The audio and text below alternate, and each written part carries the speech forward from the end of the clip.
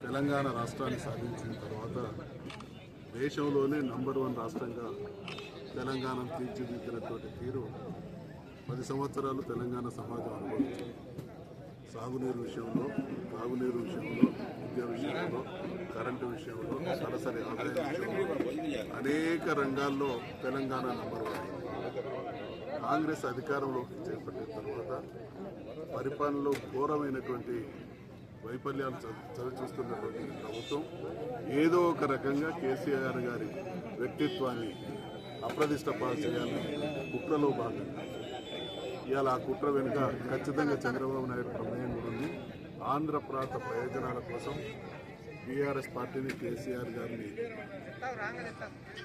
దుష్ప్రచారం చేస్తూ ఆ ప్రాంత ప్రయోజనాల కోసం వాళ్ళ తప్పిదాలను కప్పిపుచ్చుకునే భాగంగానే ఈ కాళేశ్వరం అంశం. కాళేశ్వరం భారీ ప్రాజెక్ట్, దానిలో ఉన్నటువంటి కంపోనెంట్స్ కానీ ఇందాక మాట్లాడినటువంటి మిత్రులందరూ వివరంగా చెప్పడం జరిగింది. ఒక్క వేడిగడ్డ దగ్గర 2-3 పిల్లర్లు ఉంగిపోతే వాళ్ళని ఇందాకనే మనవి చేయడం జరిగింది.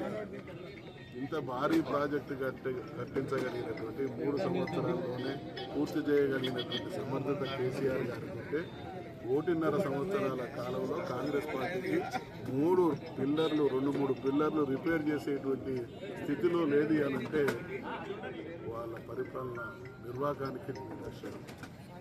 ప్రజలు ఎన్నుకున్నది సుపరిపాలన అందించాలని, కానీ ప్రజలు ఎన్నుకున్న తర్వాత సాకులతోని వాళ్ళని శిక్షించేటువంటి దుర్మార్గానికి కాంగ్రెస్ పార్టీ ప్రభుత్వం ఒడిగడతా ఉన్నది. ఇవాళ రేవంత్ రెడ్డి కాంగ్రెస్ పార్టీ ముమ్మాటికి గతంలో నాడు నేడు రేపు ఏ రోజు అయినా కాంగ్రెస్ తెలంగాణ పాలిట ఒక ద్రోహి, మోసం, కుట్ర.